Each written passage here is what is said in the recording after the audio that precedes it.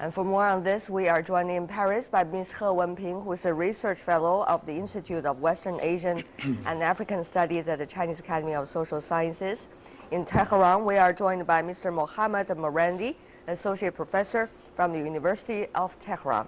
And in Jeddah, Saudi Arabia, we are having Mr. Khaled Batarfi, who is assistant professor at Al Faisal University. Welcome to the three of you. Let me begin with you, Professor Morandi. We understand Chinese President Xi Jinping's trip to Iran is the first foreign leader's trip ever to Iran after most of the sanctions are being lifted. What does that mean for the potential of cooperation between China and Iran?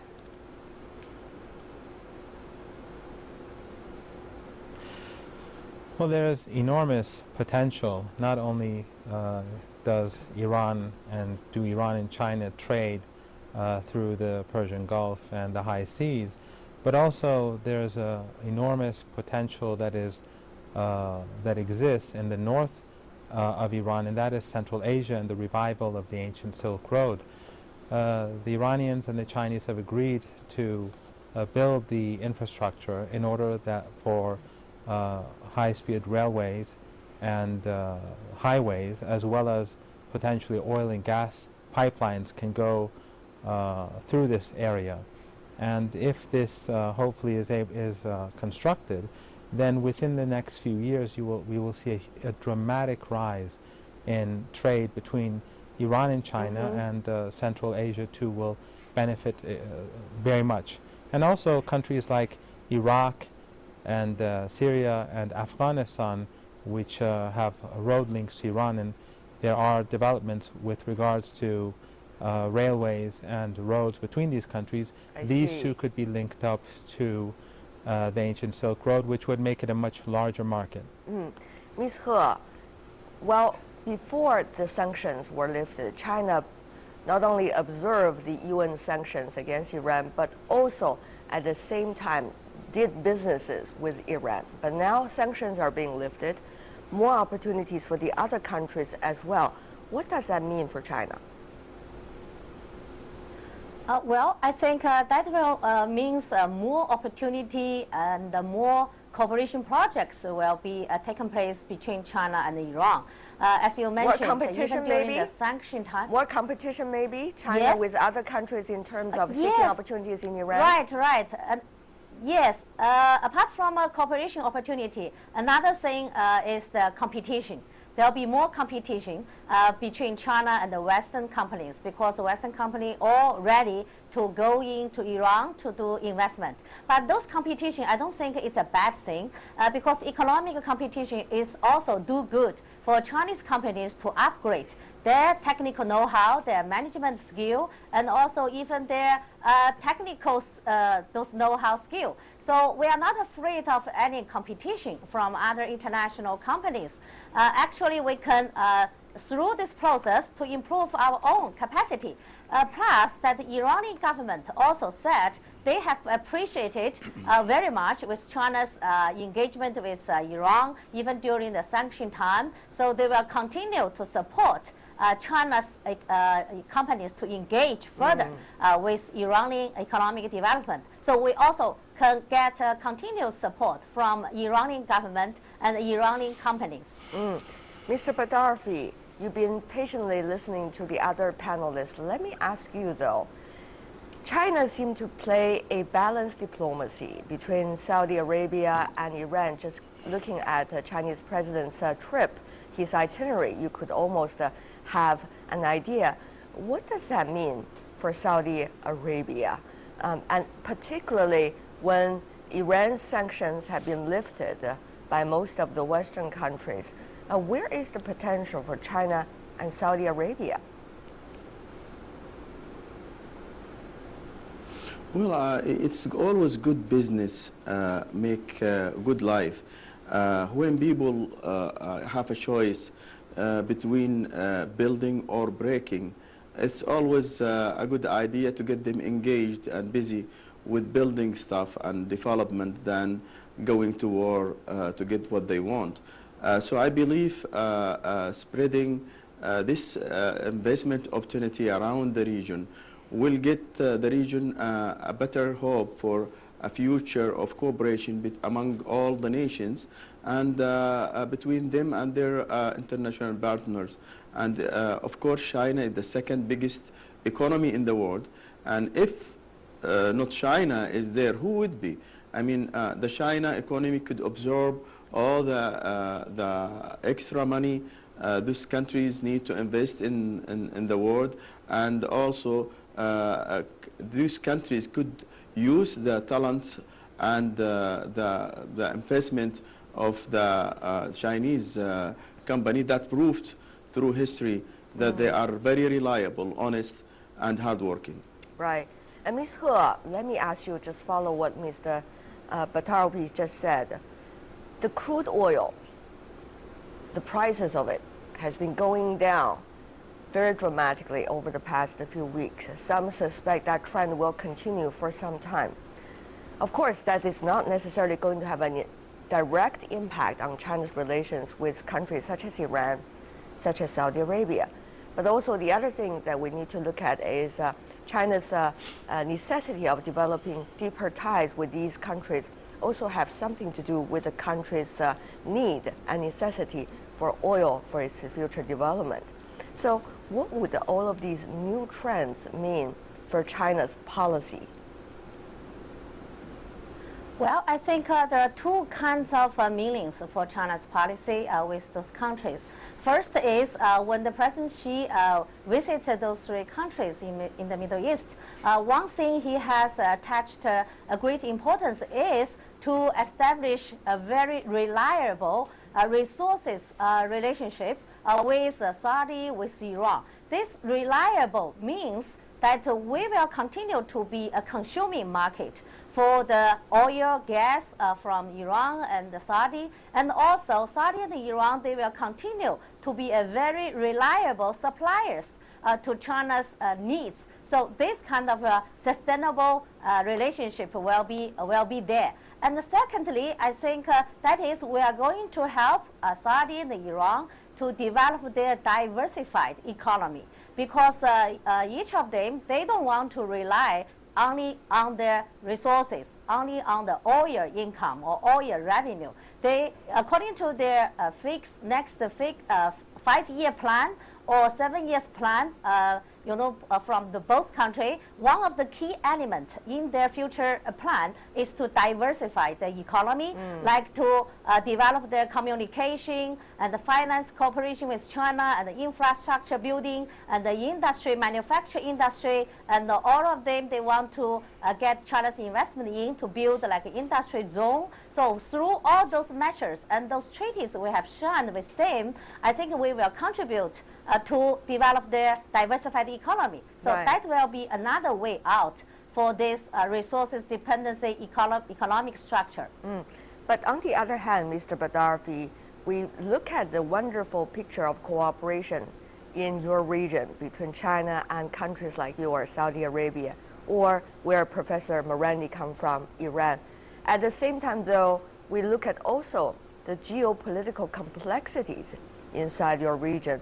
After all, Iraq, after all, Syria are still in the turmoil. So let me ask you about this. Both of your countries, Iran and Saudi Arabia, are talking about taking part into China's project of so-called One Belt, One Road, or Silk Road initiative. But how much would these geopolitical complex in a way hinder the development or your involvement into this grand plan? Well, I believe this is two different lines: the economic cooperation and the political issues in Syria, Iraq, or Yemen. China could cooperate. It has been cooperating with these countries for ages, regardless of all the historical events and turmoils in the region. We shouldn't wait for these issues to end. For example, the Israeli occupation of Palestine has been there for a long time, and this region witnessed many wars. But China, through all this, were extending its cooperative hands to these regions in trade and in commerce and in cooperation, development cooperations, and not giving a note to these issues except in the UN. When they are asked to vote, sometimes they are voting right, sometimes they are voting wrong, like in the case of Syria. But that's never affected their economic relations with the region, and it shouldn't. There should be separation between the dollars and the rival. Professor Marandi, though, what do you make of it? The geopolitics, the regional conflicts, and the possibility of regional economic development cooperation with China?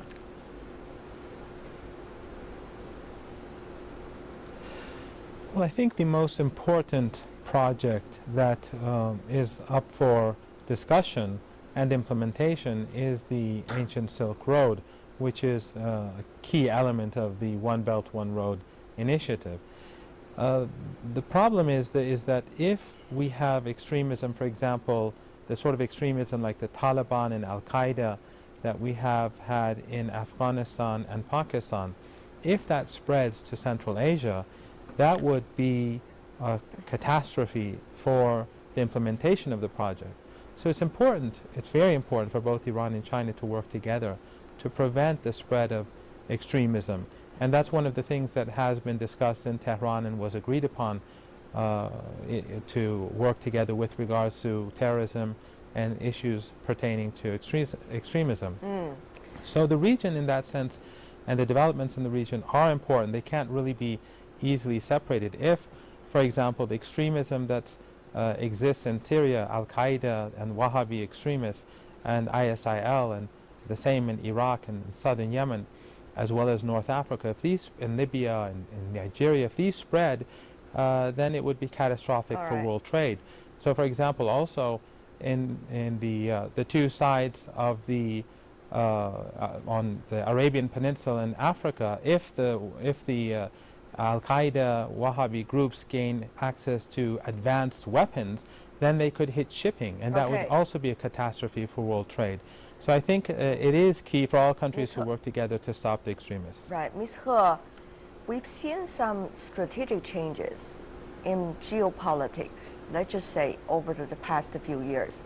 The United States, for example, not only developing its ties with Saudi Arabia, but also working on the nuclear issue with Iran, and now seem to come to a periodic success, shall we say.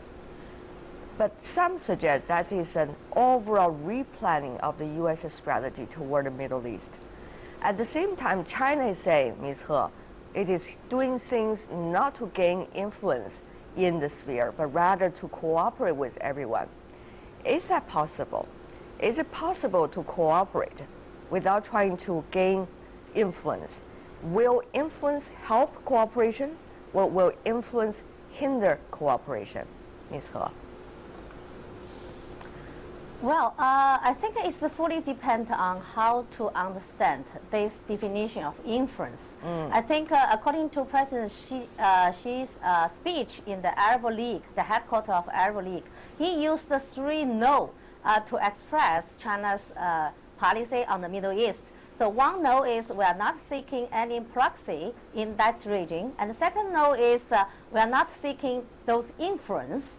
And the third no is not seeking to fill in any so-called vacuum there. So this influence, according to my understanding, is those dominant influence. You want to becoming some hegemony there.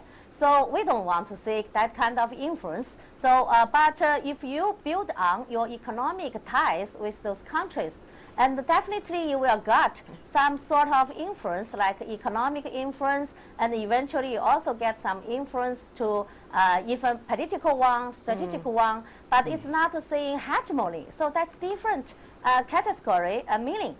So I think Middle East, we all know, is a region with very complicated international relations and also those different religion and different those historical background. So it's people are saying it's a graveyard even for all any outside powers if you want to get so involved in trying to get some hegemony. So we don't want to get this kind of influence.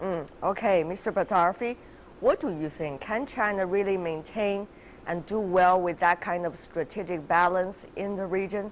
After all, China seems to be quite a newcomer into the region. Well, I agree with Mr. Mirandi that security also should be part of the cooperation. Maybe the world could convince Iran to stop exporting, to change its constitution that entitled the exportation of Shiaism, sectarianism, and revolution to the world. Just the head of the Revolutionary Guard admitted that the Revolutionary Guard had trained 200,000 Arabian fighters in the region, and many of them with terrorist organizations like Hezbollah, Daesh, Al-Qaeda, which, by the way, had its headquarters until now in Iran, and other terrorist groups like the Al-Hashd al-Sha'bi. Daesh and Al-Qaeda have their headquarters in Iran? Concern about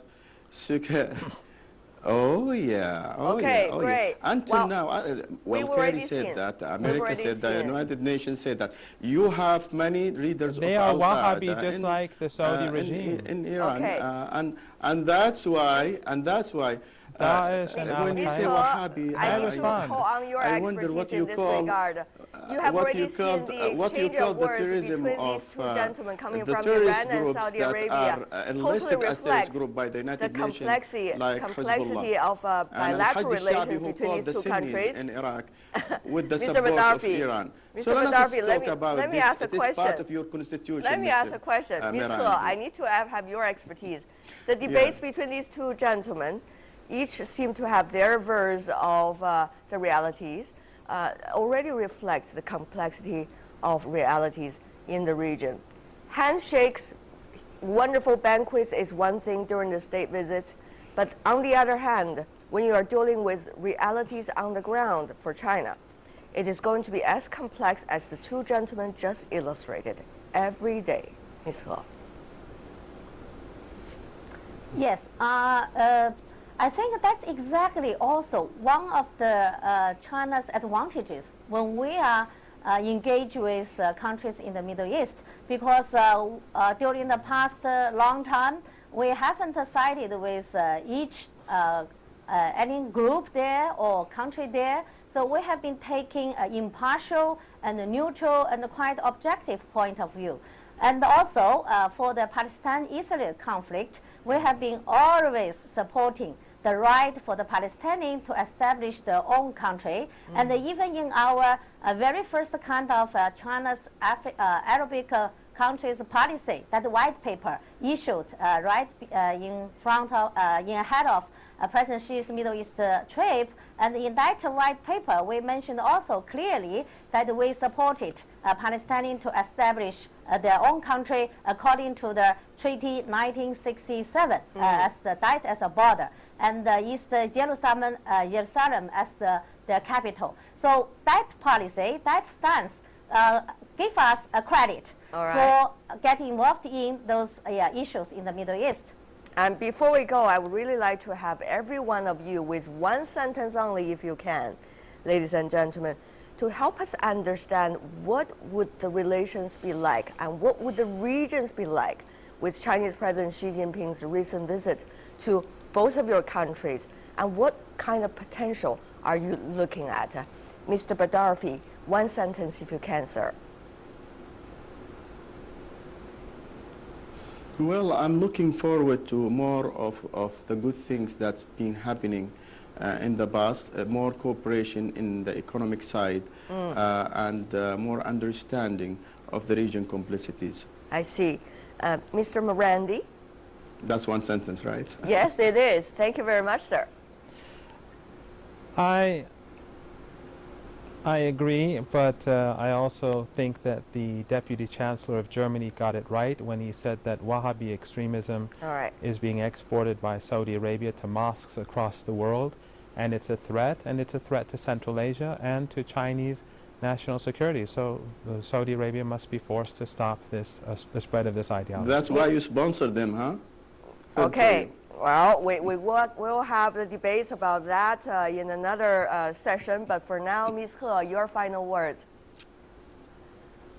Yes, with those projects and the treaties has been signed and the MOU has been also inked between China and the three Arab countries, I think definitely in the short term and the middle term, there will be a greater and closer economic cooperation between China and the Middle Eastern countries. And in the long term, I think China's engagement with Middle Eastern countries, security and peace building will also becoming a very balanced and positive power there.